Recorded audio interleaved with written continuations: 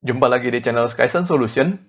Pada video ini, kita akan mempelajari mengenai 3 cara menulis kode CSS, yaitu dengan cara inline, internal, dan eksternal.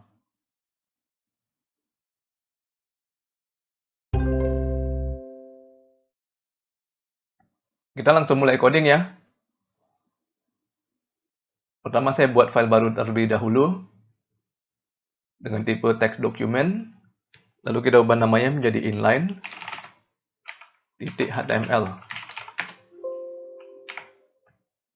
Lalu kita buka file ini menggunakan Chrome dan Atom.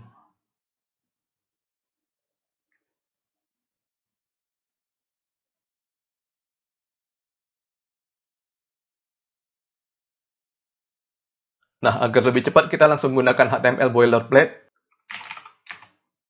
Kita beri judul latihan CSS.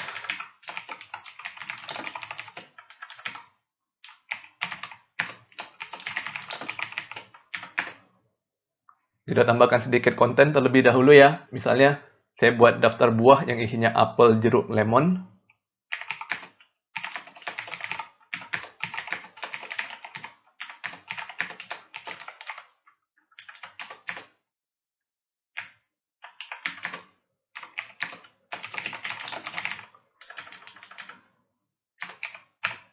Lalu saya tambahkan lagi daftar binatang peliharaan yang isinya anjing, kucing, ikan.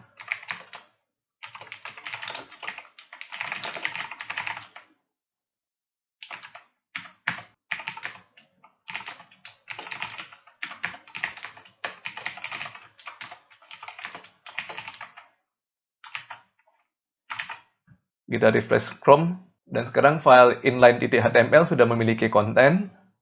Selanjutnya kita mulai menambahkan kode CSS ya. Misalkan kita ingin mengubah warna dari tulisan apel menjadi merah. Pertama kita menggunakan cara inline terlebih dahulu. Kita menuju ke tag li yang isinya apel. Lalu kita tambahkan atribut style.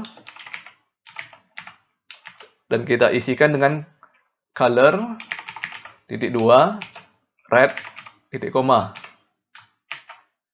Kita refresh Chrome. Dan hasilnya tulisan apel sudah berhasil berubah menjadi warna merah. Inline adalah cara yang paling mudah dan paling cepat untuk menuliskan CSS. Biasanya desainer web menggunakan cara ini untuk menguji apakah penggunaan style ini bisa cocok dengan tampilan web yang sedang dikembangkan atau tidak. Setelah cocok dengan style tersebut, desainer disarankan untuk memindahkan kode ini menjadi CSS eksternal. Karena inline memiliki banyak kekurangan. Kekurangan terbesarnya adalah menyebabkan proyek menjadi tidak konsisten. Kita bisa lihat pada daftar buah bahwa yang berwarna merah pada tag list item hanya apel saja ya, sedangkan yang lainnya tetap berwarna hitam. Untuk mengubah seluruh daftar buah menjadi merah, kita harus mengcopy attribute style ke seluruh tag list item pada daftar buah.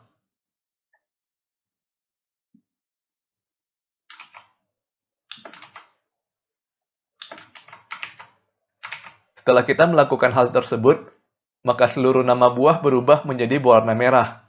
Namun proyek tetap tidak konsisten ya, karena tag list item pada daftar binatang peliharaan tetap berwarna hitam. Dan apabila kita ingin mengubahnya menjadi merah, kita harus copy lagi ke seluruh tag list item pada daftar binatang peliharaan. Bayangkan apabila proyek kita terdiri dari banyak file, dan masing-masing dari file memiliki beberapa list item. Jadi kita harus copy attribute style ini ke banyak tempat. Kemudian misalkan kita hendak mengubah warna tersebut menjadi coklat. Kita coba ubah attribute style pada apel, kita ubah red menjadi brown.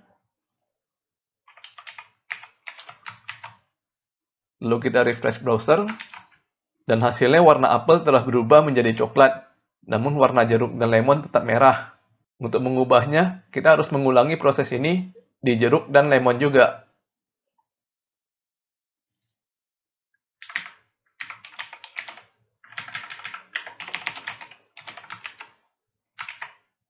Jadi kita bisa melihat di sini bahwa cara inline ini paling mudah untuk digunakan namun pada awalnya saja. Nantinya apabila coding kita sudah banyak, akan menyebabkan kita menjadi repot untuk mengurus coding kita. Oleh karena itu kita lebih disarankan untuk menggunakan cara eksternal untuk menuliskan kode CSS. Selanjutnya kita akan menuliskan kode CSS dengan cara kedua, yaitu internal. Pertama kita save as dahulu kode kita dengan nama internal.html.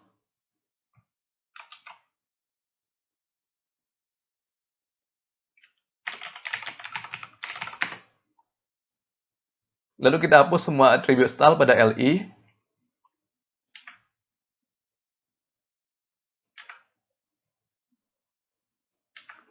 Untuk menuliskan kode CSS secara internal, kita menggunakan tag style. Dan tag ini biasanya diletakkan di dalam tag head. Jadi kita ubah dahulu kursor kita menjadi di bawah tag title. Lalu kita tambahkan style.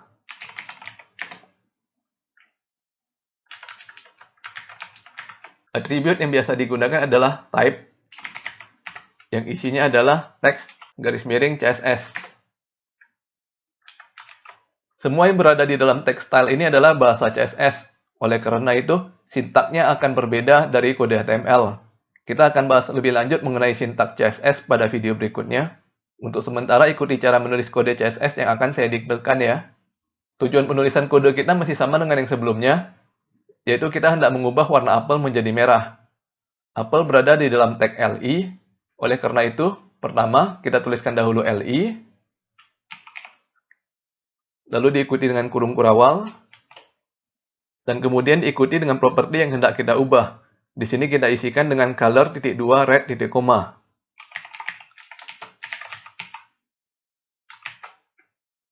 Kita lihat hasilnya di browser ya. Pertama kita ubah dahulu nama filenya menjadi internal.html.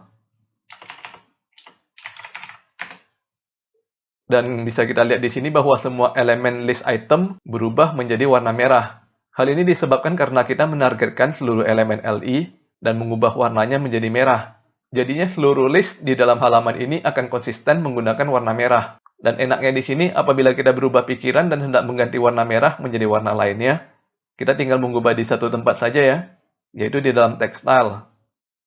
Misalkan kita mau menggantinya menjadi warna biru, kita tinggal mengubah kata red menjadi blue,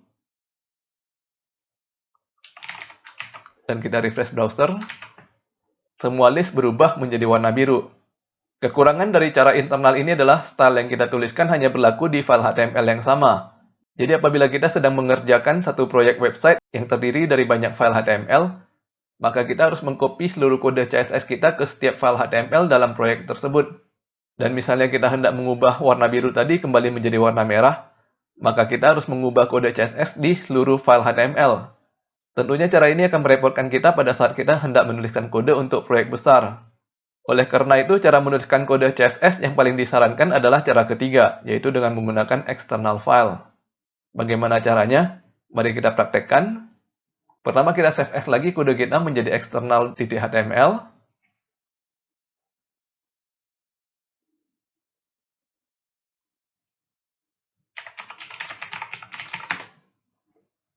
Kemudian kita membuat file baru.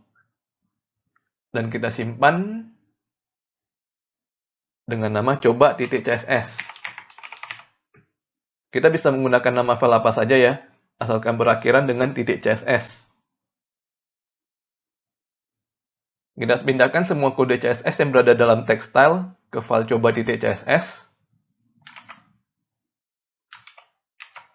Dan kita hapus text style. Selanjutnya kita harus menghubungkan halaman HTML kita dengan file coba.css. Caranya adalah dengan menggunakan tag link. Atribut yang biasa digunakan adalah rel yang kita isikan dengan style sheet, dan kemudian atribut href yang cara isinya sama dengan cara mengisi atribut href pada tag anchor yang telah kita pelajari pada tutorial sebelumnya. Href kita isikan dengan alamat dari file CSS, dalam contoh ini adalah coba.css.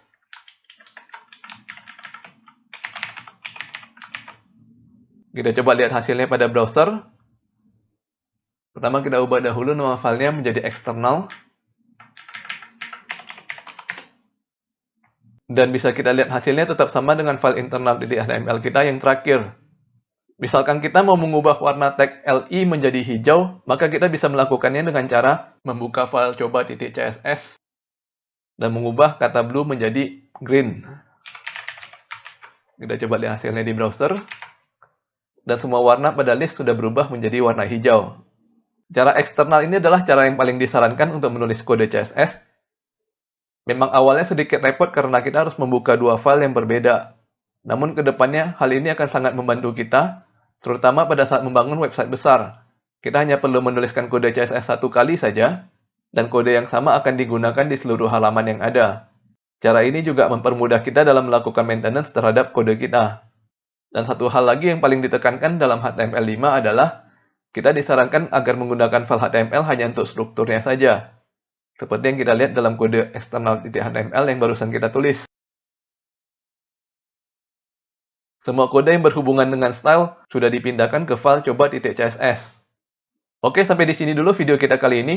Jangan lupa subscribe ke channel Skyson Solution untuk mendapatkan informasi terbaru dari kami. Dan sampai bertemu lagi di video berikutnya.